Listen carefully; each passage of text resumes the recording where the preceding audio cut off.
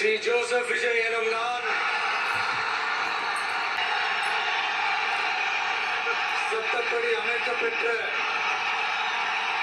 இந்திய அரசியல் அமைப்பின்பால் உண்மையான நம்பிக்கையும் மாறா பற்றும் கொண்டிருப்பேன் என்றும் இந்திய நாட்டின் ஒப்பில்லாத முழு முதல் ஆட்சியையும் உரிமையையும் நிலை நிறுத்துவேன் என்றும் தமிழ்நாட்டு அரசின் முதலமைச்சராக உண்மையாகவும் உளச்சான்றின்படியும் என் கடமைகளை நிறைவேற்றுவேன் என்றும் அரசியல் அமைப்பிற்கும் சட்டத்திற்கும் இணங்க அச்சமும் ஒருதலை சார்பும் இன்றி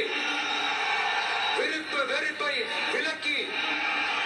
பலதரப்பட்ட மக்கள் அனைவருக்கும் நேர்மையானதை செய்வேன் என்றும் ஆண்டவன் மீது ஆணையிட்டு உறுதிமொழிகிறேன். என்ற முறையில் எனது கவனத்திற்குள்ளாவதும் தெரிய வருவதுமான